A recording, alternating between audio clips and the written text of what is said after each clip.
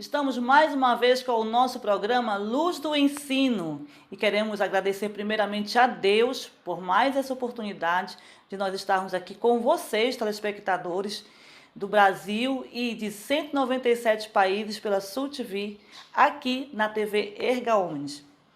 Bom, hoje o nosso programa é especial. Nós temos assim um convidado, né, que nos deu a honra de nos dar uma entrevista, falar no quadro No Meu Tempo Era Assim, sobre o seu tempo de aluno, sobre como foi a sua vida acadêmica.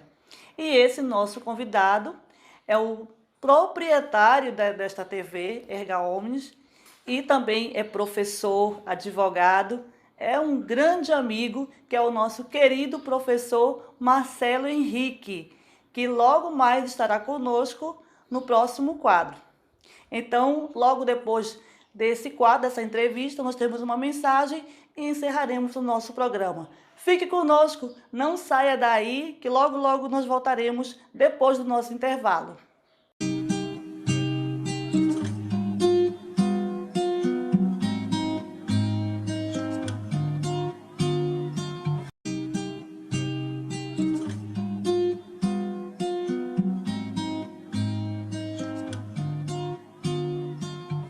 Estamos de volta com o nosso programa Luz do Ensino na TV Erga Omnes e hoje, no nosso quadro No Meu Tempo Era Assim, eu tenho a honra de receber o nosso querido professor Marcelo Henrique, que também é o grande, digamos assim, o grande criador dessa ideia, dessa nossa oportunidade que é a Erga Omnes. Então, eu quero aqui agradecer, professor, a sua presença, por aceitar o nosso convite e, por favor, se apresente aos nossos telespectadores, conte um pouco do senhor, que já já eu vou começar a voltar no meu tempo era assim.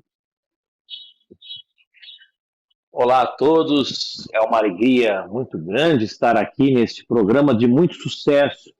A minha amiga Carmen, presidente de um instituto de educação modelo para o Brasil, eu como amante da educação, como professor e como ativista, tanto de direitos humanos quanto de projetos voltados para a educação, sei reconhecer quando um projeto é desenhado, é esculpido com carinho por uma pessoa competente como você, e eu me refiro ao Instituto Recebes, que é um dos fomentadores deste programa, não só com a sua base ideológico-científica, mas também com a sua estrutura.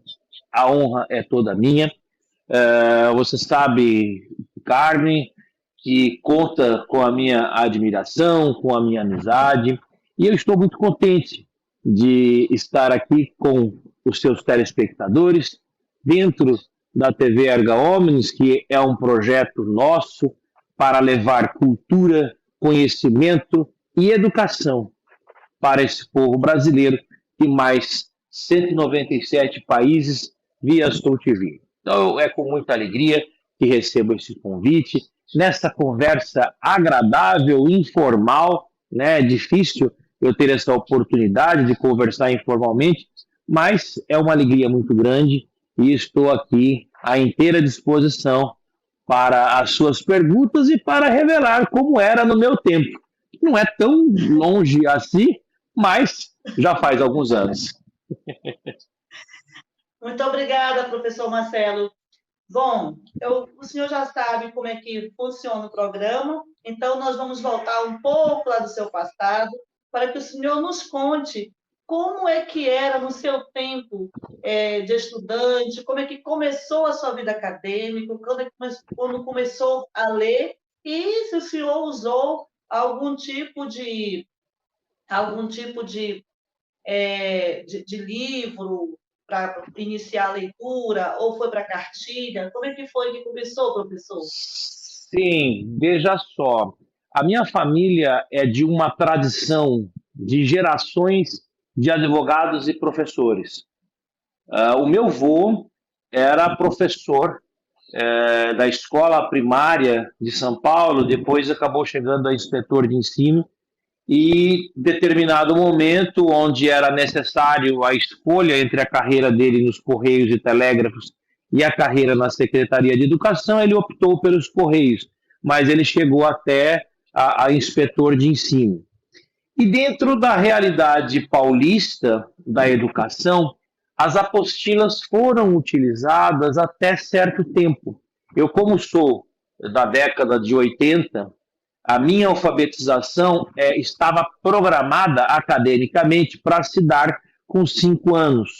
Né? Mas, como eu tinha essa tradição familiar de professores, é evidente que o meu avô e a minha mãe me alfabetizaram pela cartilha Caminho Suave, que era a mais tradicional de todas, a famosa pata nada, não é, professora?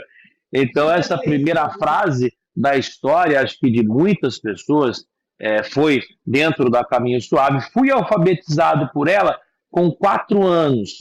Né? Então, com 4 anos, eu já dominava plenamente os números, a leitura e a escrita.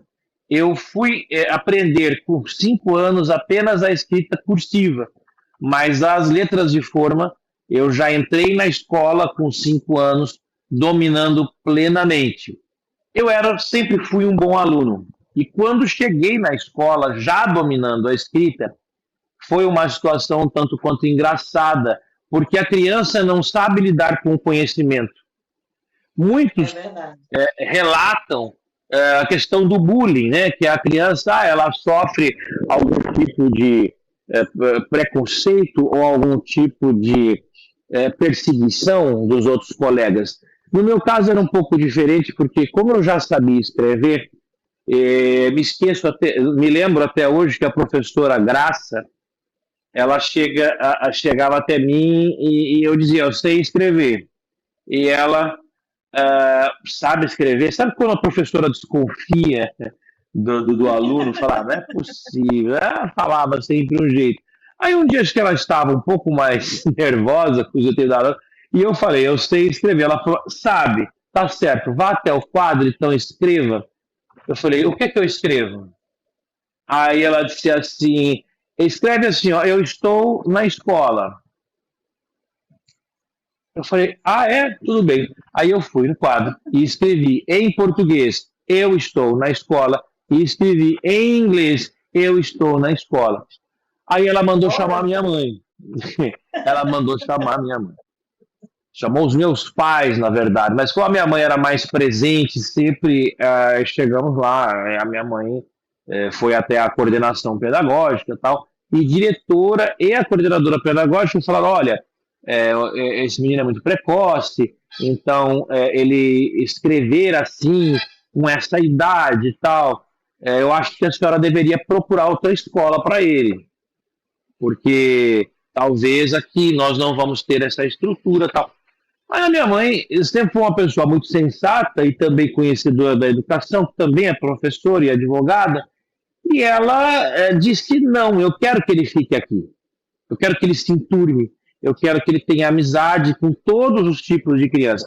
De fato, ele é um menino inteligente, de fato, ele aprende muito fácil, mas eu quero que ele fique aqui, eu quero que ele tenha essa vivência que uma escola grande, que uma escola plural como essa vai passar para ele. E foi uma decisão acertadíssima. Uma escola muito boa, uma escola com orientação religiosa, né? Grande parte, se não a maioria do que sou hoje, eu devo, em primeiro lugar, a Deus, a minha família e a essa escola. Uma escola religiosa, católica, de irmãs.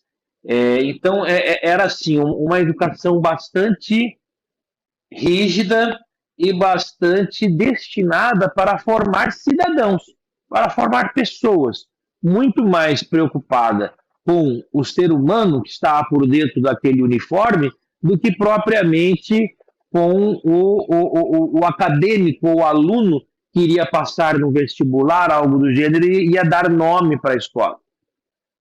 Como tudo em São Paulo, a gente vê que a educação ela traz essa competitividade. Então, tem várias escolas que elas preparam o indivíduo para passar no vestibular. Isso sempre foi uma Sim. preocupação da minha família, de não ser apenas uma formação acadêmica para eu obter êxito no vestibular, mas que fosse uma formação humanística, uma formação em que aprendesse diversos conhecimentos, mas que levassem à formação de uma pessoa de bem. E isso foi o caso. Então eu fiquei muito contente com essas escolhas, né, que fui tendo aí orientado pela minha família. Então, ela se preocupa com a formação humana, né, professor? E deixa eu lhe Exato. perguntar, professor, e a sua professora, em algum momento, aproveitou esses seus conhecimentos para ajudar os colegas? Olha, veja, me compreenda, não estou a criticando, gosto muito dela, já era. Outro detalhe também, eram senhoras, né? Naquela época, pelo menos no meu colégio, eram senhoras já muito experientes, professoras já com anos, assim, como experiência mesmo de sala de aula, traquejo para lidar com situações diferentes. Mas no caso, ela se sentiu um pouco, entre aspas, assustada, porque ela estava Sim, preparada para passar exercício de coordenação motora, né, coisa que hoje em dia se faz mais cedo. Mas naquela época se fazia no tal do Jardim 1, Jardim 2. Então, ela estava preparada para passar desenho, essas coisas. E ela me via dentro da sala, já sabendo escrever, ela procurava sempre trazer alguma atividade diferente. E ela me dizia: o meu desafio ela falava: o meu desafio é que você não ache chato, não ache monótono ficar aqui. E teve uma situação muito engraçada, professora Graça, se estiver nos assistindo, porque ainda ela é viva, graças a Deus, ela vai lembrar de duas curiosidades com relação a mim. Primeira, que ela disse assim: você tem animalzinho de estimação? Pediu para todo mundo falar sobre o seu animalzinho de estimação. Eu disse: não, eu não tenho, eu sempre fui muito alérgico, então eu nunca tive contato muito próximo com animais. Ela falou: mas então, se você tivesse, qual seria o seu animalzinho de estimação? E eu disse: um elefante. Coisa de criança, né? Eu disse: eu gosto do elefante.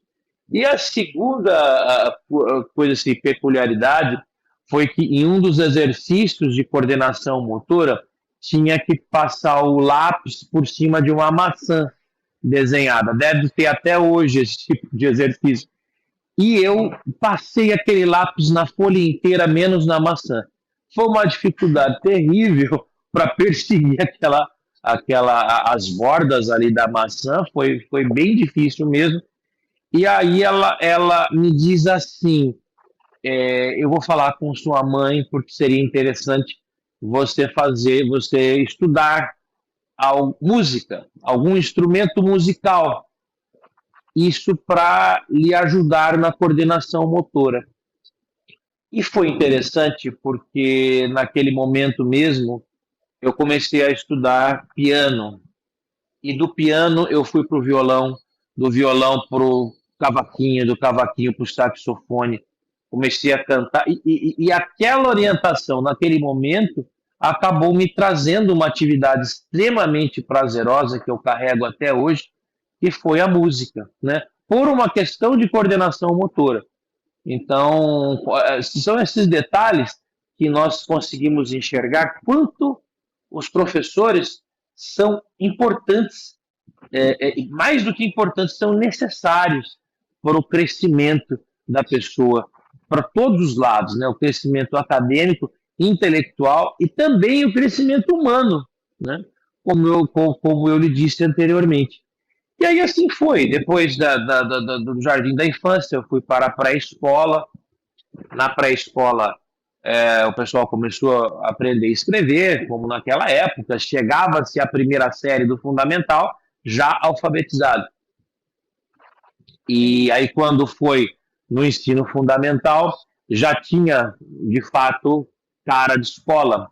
Era um diretor bastante rígido, e a rigidez da escola não era em civismo, né? Esses elementos cívicos, infelizmente até eu acho, eles só fazíamos na Semana da Pátria, semana de 7 de setembro. Mas, como era uma escola de religiosidade bastante forte, católica, nós tínhamos missa semanalmente e tínhamos a oração da manhã, em que pese fosse uma oração ecumênica, ela é evidente que a orientação da escola, que era de freiras belgas, ela tinha esse propósito de toda manhã fazer uma oração. O colégio tinha um sistema de som e da direção era transmitido para todas as salas, isso da quinta série até o terceiro colegial, envolvendo o ensino fundamental e o ensino médio. Bom, eu acabei pulando a educação infantil, né? Porque eu falei do pré-escola, da pré foi para a primeira, segunda, terceira e quarta série do ensino infantil. E foi também Então, desse jeito. Desculpa lhe cortar, mesmo o senhor sabendo ler, escrever, o senhor passou por todas as etapas, não quis pular nenhuma etapa. Não quis e nem poderia. Porque já tinha essa questão da legislação do MEC, e por uma questão de idade, meu aniversário é setembro, né? Eu teria que ficar, ser o ano atrás do que seria mais próximo da turma da minha idade, porque o aniversário é de setembro. Mas teve uma diretora, saudosa, a professora Meres, que ela diz o seguinte: você só tem a ganhar com isso. Explicou para a família, falou, porque inclusive depois vai começar matemática, parte de ciências exatas, isso vai lhe dar maturidade intelectual. E é verdade, né? Às vezes na educação é muito importante a gente ver determinadas coisas, porque às vezes os pais têm pressa ou querem, eventualmente, pensando no prisma financeiro, de alguma forma economizar um ano ou outro, mas são economias perniciosas, porque trazem consequências, né, para o futuro.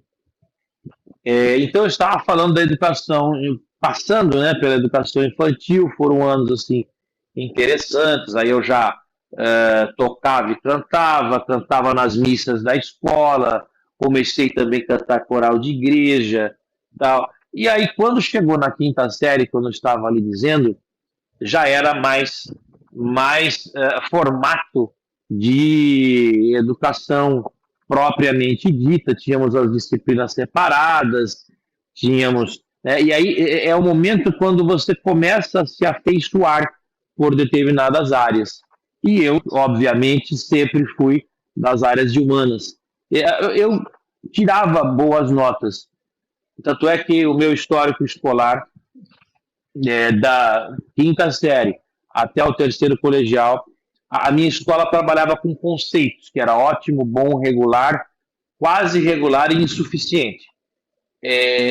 Absolutamente todas as minhas notas, de todas as matérias, da quinta ao terceiro colegial, são ótimas, que era a nota mais alta que se tinha na escola.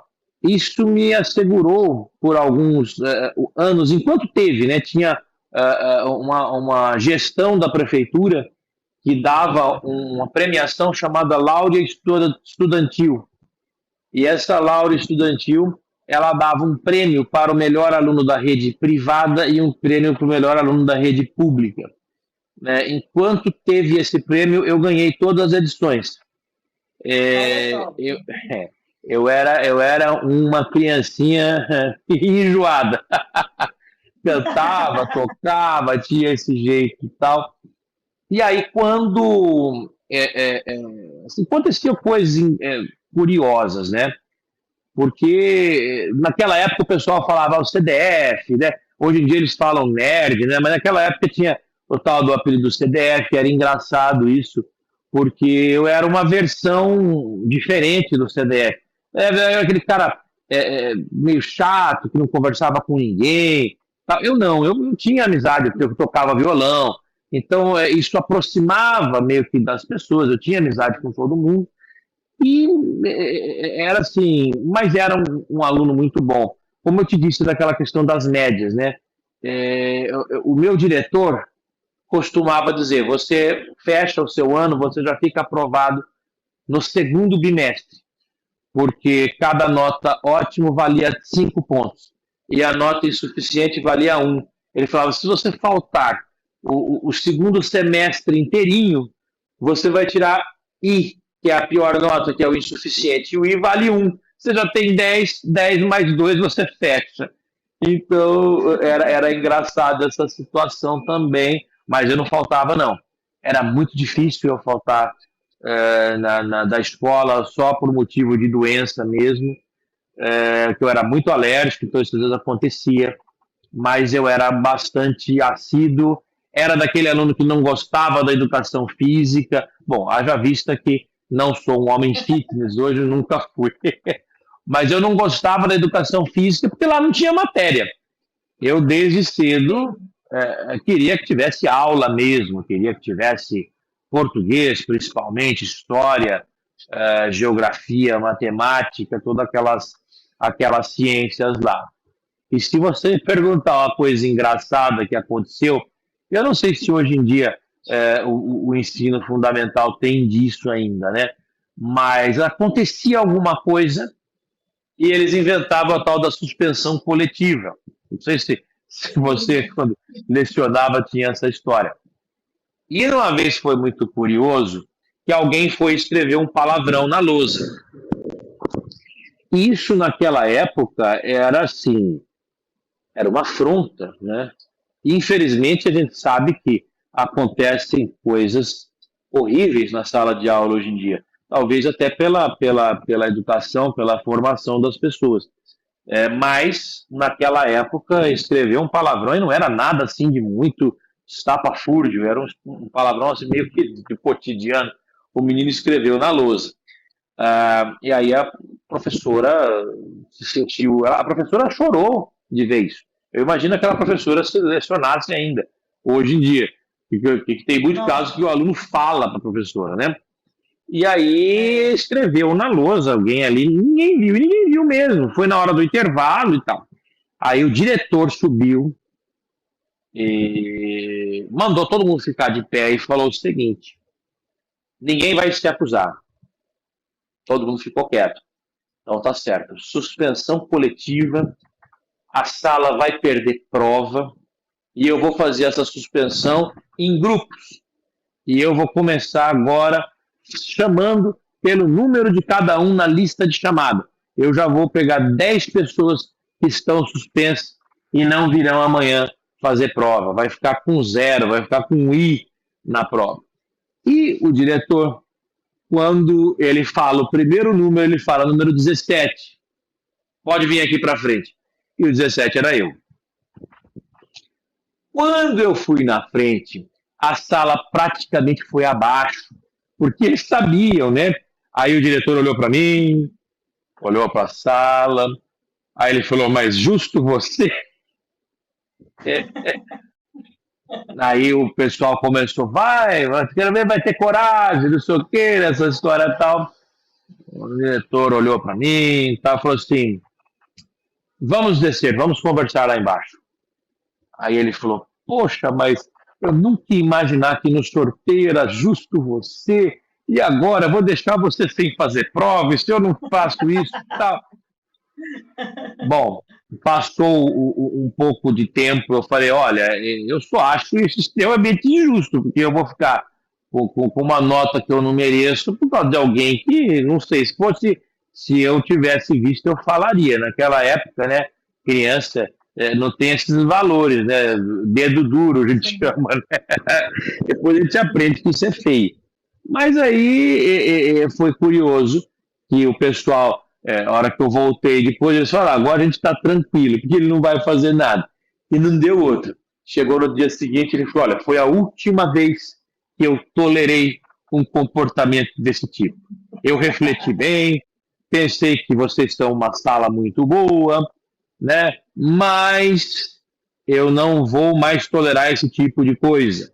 então vocês estão proibidos de fazer isso, tal. Cortou a quadra, cortou uma série de coisas, mas suspensão ele não deu para ninguém, né? E aí foi interessante essa cena, e isso marcou bastante o meu ensino fundamental, né? Agora, quando terminei o fundamental, a escola, inclusive, me ofereceu uma bolsa integral para o médio, baseado no histórico que eu tinha no fundamental. Mas eu troquei de escola. Foi até um momento de bastante emoção, porque eu estava ali desde criancinha, e aí mudar de escola, o diretor ficou emocionado e tal, teve a irmã superiora não gostou muito, né? Porque ela falou assim, mas o que é que está te faltando aqui? Até bolsa você tem? Por que você vai para outra escola? E eu, né, e minha família também, minha mãe, no caso, que me acompanhou, fomos bastante sinceros. Nós dissemos, olha, agora é colegial, são os 3 últimos anos antes do vestibular, e ele vai estudar numa escola mais competitiva, numa escola mais forte em termos de matéria, né? Não apenas a formação humanística já foi boa todos esses tempos. Agora nós vamos partir para uma escola mais focada no vestibular, vamos assim dizer. E olha, Carmen, você não tem noção como é que foi o choque. Como é que foi essa diferença? Porque na escola que eu fiz quase toda a minha vida educativa, eu era o Marcelo. Aí, de repente, quando eu cheguei no colegial, era um RA. Era o número de registro acadêmico. As pessoas, de fato, eram chamadas pelos seus respectivos números. Em São Paulo, você sabe que já existe uma impessoalidade, é normal do paulista. Mas, naquele ambiente, para começar, uma coisa... os alunos eram distribuídos em salas de acordo com a sua nota. Então, o primeiro ponto era esse. A gente entrava na escola, ficava uma semana só, conhecendo o pessoal, tudo, e no sábado ia fazer uma prova para definição da sala. Salas de 40 alunos, os primeiros 40 alunos ficavam na sala A, do 41 até o 79 na sala B, aí tinha C e D. Sim. Você não imagina o que era a sala B, né? Eu nunca soube pessoalmente, mas tá. Todos os anos, eu fiquei os 3 anos lá e sempre fiquei na sala A, né? Mas a sala A era uma sala de aula que eu acho que nunca na minha vida eu vou ver algo igual. Por quê? Eram alunos excelentes, alunos que não tinha conversa dentro da sala de aula. Se o professor viesse, porque professor de colegial gosta, né? Você sabe disso, de uma piada, de uma gracinha. Se o professor contasse uma piadinha assim, já alguém falava assim, professora, está no meio da aula lá, vamos avançar com a matéria? Então era uma sala que, em princípio... Precisamos de mais alunos assim, viu, professor? Eu até imagino, mas você sabe, Carmen, que os professores não gostavam muito de dar aula lá, não, né? Porque a coisa era pesada mesmo, os alunos cobravam assintosamente e tal. E, por exemplo, na minha sala, aí acabamos formando uma turminha lá, eu e mais 4, eram nossos amigos mais próximos. Graças a Deus, todas pessoas de bastante sucesso hoje profissional, mas formamos essa turminha que, olha, era complicada. Por exemplo, tinha um amigo nosso que ele era um gênio da matemática. Ele tinha dificuldade com português, com inglês, com humanas, ele sofria, tá? Mas matemática era um dom divino aquilo. O professor passava na lousa uma expressão numérica com, sei lá, 20, 30 operações. Quando o professor acabava de passar, ele dizia o resultado, dá 12. Nem o professor entendia como que ele conseguia aquilo, sabe? Ele foi poeta, tal, é um grande genialidade, né? Vamos assim dizer, na área da matemática. Tinha um outro Professor, colega, oi? mudando, assim, lhe cortando um pouco, nesse período todo, o senhor tem algum professor que marcou a sua vida? Muitos, muitos, muitos. Talvez se eu dissesse um nome específico de afinidade acadêmica, eu seria injusto, porque, vamos dizer, por exemplo, tem uma professora que foi minha professora na faculdade, isso já faculdade, tá? Que trabalha comigo até hoje na editora. Mas se eu tivesse que citar alguém, eu citaria uma professora chamada Inês. Prenome Inês Lícia, o nome dela, uma professora de matemática do ensino fundamental. Não pelos ensinamentos acadêmicos, mas pela pessoa maravilhosa que ela era. É uma italiana, inclusive muito parecida com a minha avó, e uma mulher que tinha um coração gigantesco. Eu acho que o professor, assim como o Rui Barbosa, na oração dos moços, diz que um bom jurista, antes de tudo, tem que ser um bom homem, eu acho que um bom professor, antes de qualquer outra habilidade, deve ter um grande coração. E aquela professora tinha um coração gigantesco, professora Inês Lícia, há muitos anos que eu não a vejo, mas ela abraçava os alunos que tinham dificuldade com matemática e fazia questão de ensinar a eles com cuidado, com carinho, uma disciplina que é objetiva demais. Então, se eu tivesse que nominar uma pessoa só, eu a nominaria pelo coração. Certo.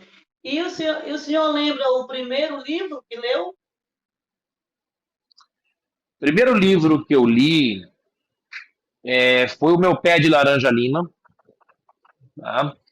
O interessante é que quando criança, bem criança, eu li Meu Pé de Laranja Lima e entendi uma parte, vamos assim dizer. Depois eu li Meu Pé de Laranja Lima de novo e entendi de outra forma. E depois, já na faculdade, eu li novamente e vi outro prisma. Então, eu acho isso muito interessante, essa leitura que abarca diversas, desde uma criança já até um estudante de letras, mesmo quando era o caso, na minha faculdade de letras. E eu li um livro também que eu lembro muito bem, em inglês, que se chama The Flying Bird, que era um livrinho bem lúdico, tal, de criança, mas eu achei numa livraria, eu andava com meu avô sempre, eu achei aquele livro, gostei da ilustração, ele comprou para mim e eu li. Então, esses dois foram os meus primeiros livros aí em português e inglês, respectivamente. E o senhor teve latim na época que o senhor estudou, professor? Poxa, era o meu grande sonho ter latim no ensino fundamental ao médio. Não tive. Eu fui aprender latim na faculdade de letras, mais profissionalmente, e eu estudei latim no Mosteiro de São Bento. Meu avô, como eu e ele procurávamos muito aula de latim, ele dominava um pouco, mas não o suficiente para lecionar, porque latim é algo muito complexo, e eu comecei a ter esse contato com o latim no Mosteiro de São Bento, que eles lecionam para todo tipo de público, mas todos eram bem mais velhos que eu. Era uma criança querendo estudar latim. Inicialmente, o pessoal da secretaria até obstou um pouco a minha matrícula, mas o professor, que era um monge, ele disse: não, com certeza ele pode estudar, pode fazer, porque vai dar um leque linguístico para ele muito grande. E, na verdade, assim foi. E aí, depois, na faculdade, eu tive morfologia, sintaxe, toda aquela formalidade do latim que eu aprecio muito, né? E se você me permite, eu até falo para os nossos ouvintes, aguardem um pouco, é pouco mesmo, que nós teremos um curso de latim à distância dentro do bojo do Instituto Recebes, porque se tem algo que é clássico, é latim, né? Sim. Então, aguardem aí, se preparem e se matriculem, porque não digo que vai ser um bom curso, isso quem vai dizer são vocês, mas eu estou preparando com muito carinho um curso destinado aí a você que não sabe absolutamente nada de latim e que vai sair dele com uma boa noção. Eu não teria pretensão de dizer que vai sair sabendo bastante, porque é algo extremamente complexo e precisaria aí de anos de estudo. Mas eu diria que com certeza vai sair com uma boa noção, vai entender muitos termos jurídicos da literatura e religiosos. Desde já, nós agradecemos a essa sua boa vontade e também aguarde, pessoal, pode ter certeza que vai ser bom. E voltando aqui à sua infância, professor, deixa eu lhe Tá? perguntar uma coisa. Quando pequeno, o senhor já sabia a profissão que queria seguir? Já havia escolhido? Desde antes de entrar na escola. Desde antes de entrar na escola. Aí você me pergunta, mas é uma questão de influência da família? Não, não era influência da família. Em que pese eu convivia naquele meio, né, meio jurídico. Praticamente, eu sou filho único, a minha mãe também é filha única. Só que minha mãe, advogada, meu pai, advogado, meu avô, advogado, os irmãos do meu avô, também, pai do meu avô, e assim vai. Toda uma família de tradição jurídica. Tinha os eventos da família, pois assim, qual era o assunto? Só a diferença. Se um que era juiz, outro que era advogado, outro que era procurador, e aquela discussão toda. Então, isso sempre foi muito arraigado na nossa história. Mas eu já sabia, sim, desde criança, antes de entrar na escola, que eu queria, de fato, fazer direito, queria, de fato, ser professor, porque eu não queria apenas ser advogado ou ser um jurista. Não, eu tinha a carreira acadêmica na minha cabeça desde cedo. Tanto é que era engraçado que quando a professora deixava algum giz, eu já brincava com aquele giz que pegava, então tinha essas brincadeiras. Uma vez uma professora falou assim, não fica botando muita mão no giz, que isso vira praga e você vai acabar sendo professor. E professor sofre demais. Eu falei, então eu quero esse sofrimento, porque eu sempre gostei muito de ensinar. Meu primeiro emprego, que foi aos 11 anos, foi como professor de música, num conservatório.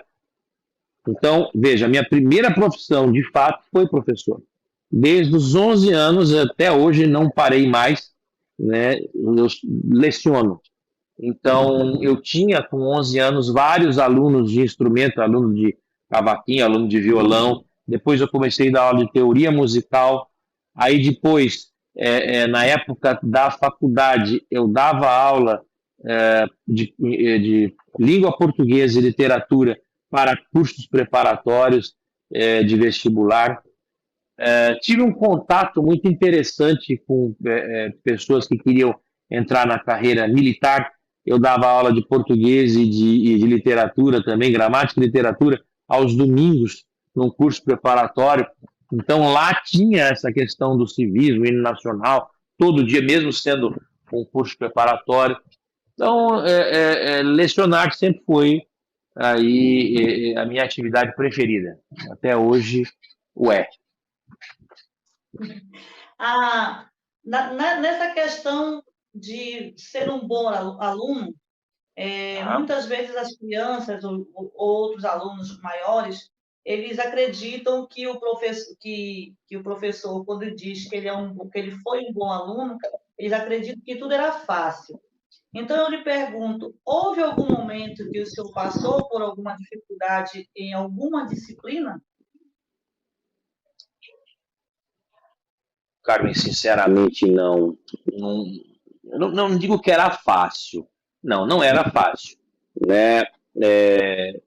Tem gente que fala, não existe milagre. Eu falo assim, milagres existem, são muitos. Como católico, a gente sabe o que é miraculos, né? Aquilo que naturalmente não acontece. Mas em educação, não. Na educação existe, sim, esforço, estudo, organização, né? Muita transpiração. Eu, de fato, era um aluno que, primeiro, prestava uma atenção excepcional quando o professor explicava. Naquele momento ali, quando iniciava a explicação do professor, eu conseguia me desligar de todo o universo que tinha em volta e focar todas as minhas energias no professor. Isso eu entendo que foi, talvez, o grande diferencial, esse foco. Eu poderia cair o mundo do lado, eu não me mexia. Eu ficava assim, fixamente. Eu sempre tive uma boa concentração e eu me concentrava muito bem no professor. Esse é o primeiro ponto. Segundo, aquele velho conceito que antigo e funciona, sempre funcionou. Aula dada, aula estudada, né?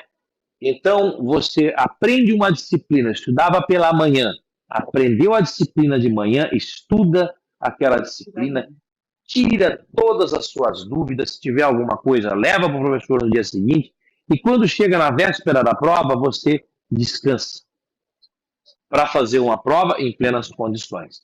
Então, de fato, levando dessa maneira, aí eu não tive dificuldade. É evidente que os estudos fluíam com muita tranquilidade em língua portuguesa, em inglês, em história, em geografia, disciplinas assim que eu gabaritei no vestibular, mas as dificuldades de matemática, química, física, claro, para alguém que é da área de humanas, isso tudo é muito complexo. Mas dizer assim, que eu tive dificuldade, que tive que fazer uma prova substitutiva, fiquei de recuperação, isso nunca aconteceu, graças a Deus. Eu sempre fui um aluno muito centrado e nunca questionei, né? Porque tem muita gente que fala assim, poxa, mas eu vou ser advogado, para que eu preciso estudar física? Ou eu vou ser médico, para que eu tenho que estudar sintaxe? Por quê? Porque isso é cultura.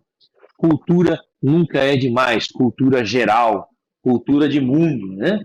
Cultura de vida. A educação, ela nada mais é do que um processo científico de levar cultura e conhecimento para as pessoas.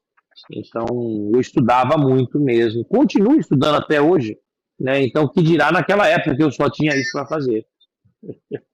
O senhor falou em médico. O senhor faz caligrafia? Poxa vida, olha, veja só. A minha mãe era muito exigente, talvez até hoje, mas ela era uma mãe bem exigente. Vamos dizer assim, às vezes, quando o sistema de nota foi para nota e não era mais conceito, vamos imaginar, eu tirava 9,5 numa prova. Eu chegava em casa, eu sabia que ela ia discutir comigo. Ela dizia assim, mas 9,5 por quê? Não, eu errei isso aqui e tal. Aí ela, pois é, precisa estudar mais. Você só faz isso, você não trabalha. A sua atividade é estudar. Eu fazia aula de inglês, né? Eu fazia aula de italiano, eu fazia aula de francês. Então eu estudava várias coisas também, fazia aula de redação.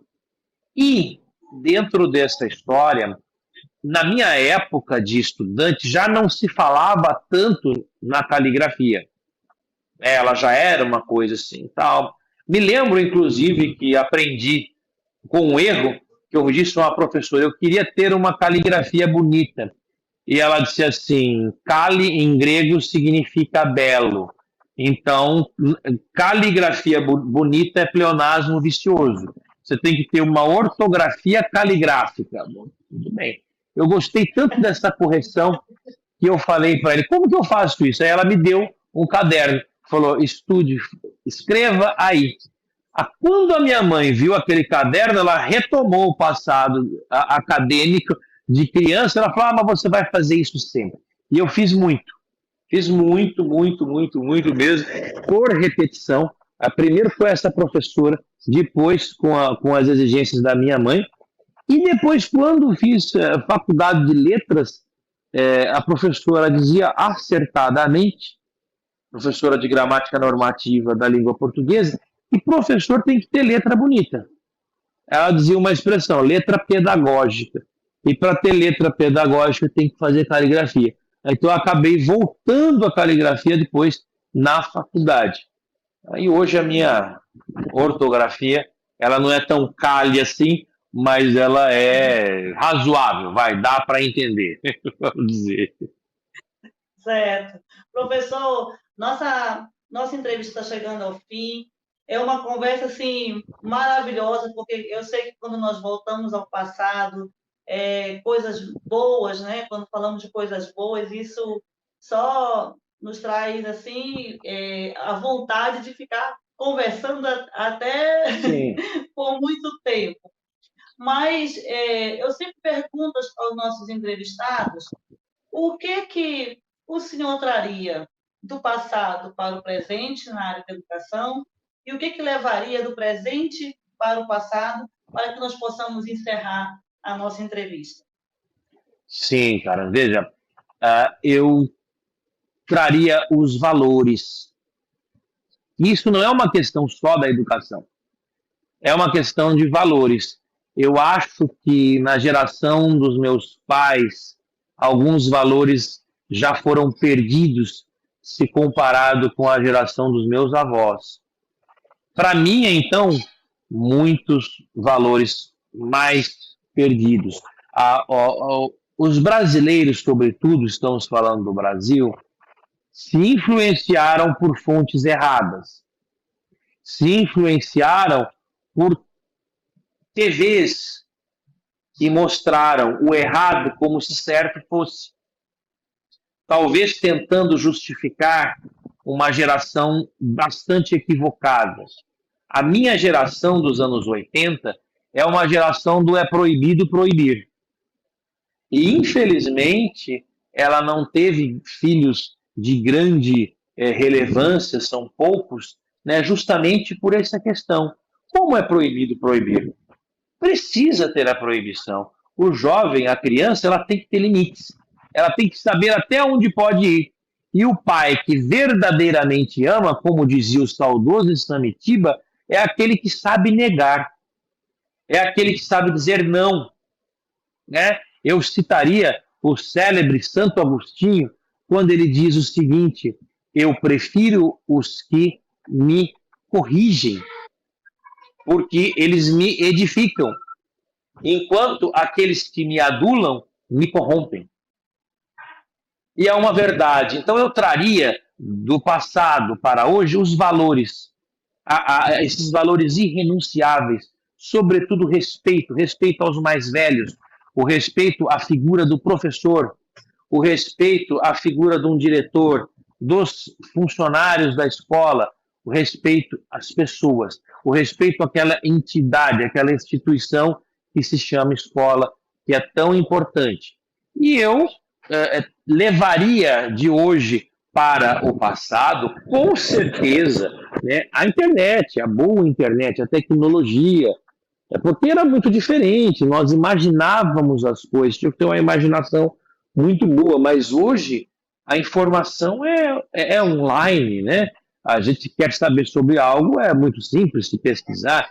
É lógico que ainda nós não aprendemos a encontrar a verdade, porque ela anda meio líquida hoje, como diz Bauman, mas eu traria sim essa modernidade, essa aula online. Hoje em dia um brasileiro estuda em Harvard com a tranquilidade tremenda. Você vai fazer um trabalho na Universidade Sorbonne, que eu tive que ficar lá, você não precisa mais disso, você, à distância, faz, isso é mais barato, isso é mais rápido, isso é fantástico. É uma coisa assim que dá vontade da gente estudar cada vez mais.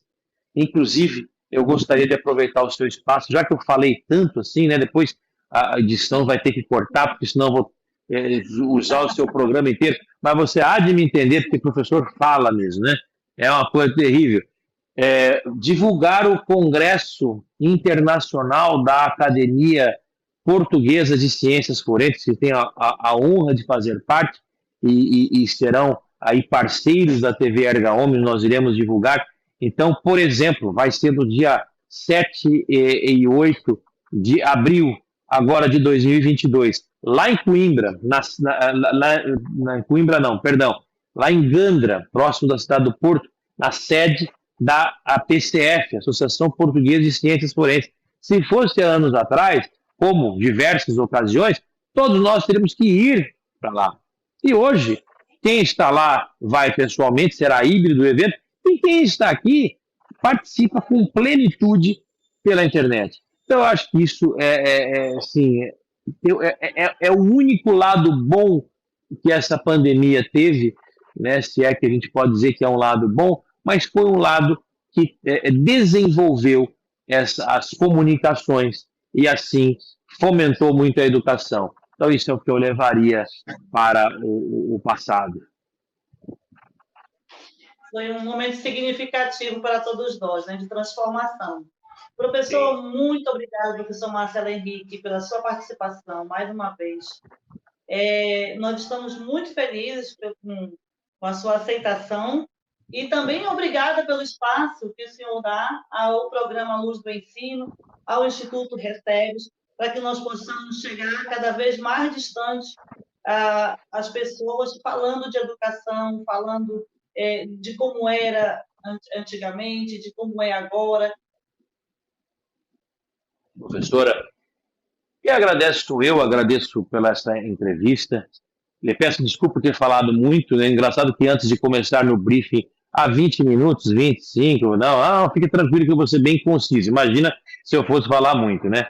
Então fica aí todo o pessoal da edição à vontade para cortar o que for necessário, mas é que os senhores telespectadores têm que entender. Primeiro, eu gosto muito da professora Carmen, uma pessoa que eu estimo demais. Se a gente pega para conversar no telefone, a gente fala desse mesmo tanto. E ainda falando de educação, que é um tema afeto a nós dois, então aí não teve jeito mesmo.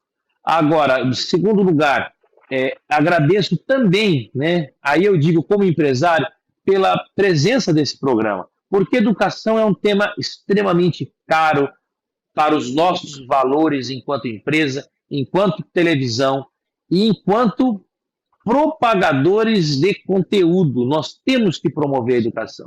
A educação é fantástica e o seu programa cumpre aquilo que promete. É luz. Luz, desde os gregos, já significava conhecimento, sabedoria. Então a senhora traz sabedoria para o ensino. E sobre o Instituto Recebes, olha, não esqueçam, são 2 cursos, hein? É o curso de latim e o curso de comunicação e expressão. Se matriculem, mas se matriculem pela internet, já vai estar quase lá para iniciar essas matrículas. Cada matrícula de vocês vai ajudar uma criança que precisa estudar. É um trabalho muito bonito, né? É um trabalho assim, além da escola, existe um trabalho social paralelo, o que é muito bonito.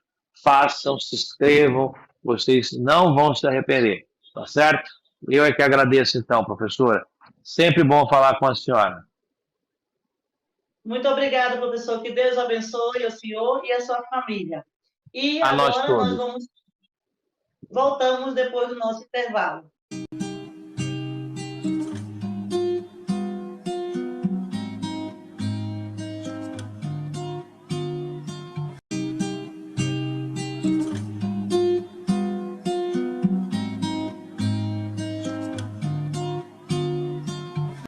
Estamos de volta do nosso intervalo, no nosso programa Luz do Ensino, aqui na TV Erga Omnes. E para mais de 197 países, pela Sul TV. Para encerrarmos o nosso programa, eu escolhi aqui uma mensagem para que nós possamos refletir sobre educação. Afinal, o nosso programa Luz do Ensino tem como tema a educação. O Brasil é um país de dimensão continental que apresenta um sistema educativo centralizado em um estado, mais precisamente em sua capital. Como um país imenso poderá resolver seus problemas educacionais? A questão do problema não está em projetos, muito menos em nomenclaturas. A questão do problema está em perceber e viver a realidade de cada ponto desse continente que é o Brasil. Nas várias faces da escola brasileira, encontramos pessoas que devagar e silenciosamente, porém com persistência, buscam caminhos que possam possibilitar o ensino àqueles que anseiam pelo aprendizado. E são nesses caminhos que encontramos as diferentes formas de ensinar. Muitas vezes sem apego no acadêmico, ao científico, às teorias, mas de nenhuma forma sem sentido, pois é um ensino pautado no belo, no amor, na simplicidade e na humildade de querer compartilhar o conhecimento. De sobremaneira, se quer aqui desprezar o científico, e sim exaltar o trabalho de professores que se dedicam ao trabalho do magistério sem alarde, com um único objetivo: ensinar seus alunos a ler e escrever. E essa forma de ensinar tem feito médicos, engenheiros, cientistas, advogados e professores. É necessário, portanto, observar que o Brasil possui, talvez ainda não descoberto, um método de ensino que precisa alcançar a todos os brasileiros. Um método simples, que não requer tantos gastos, mas que exigirá dedicação, observação e serenidade da parte de quem está no topo do sistema educacional. É preciso lembrar que, inicialmente, o que se constrói uma casa é o alicerce. Assim, o ensino inicia para o ser humano a partir da infância. Ou seja, é necessário investir nas crianças, em sua formação moral, cognitiva e espiritual. Para isso, o investimento pode partir do belo, do que é virtuoso, da condução da criança para a formação de um adulto criativo, independente e habilidoso em suas funções profissionais e sociais. Muito obrigada a todos, fiquem com Deus e até o próximo sábado.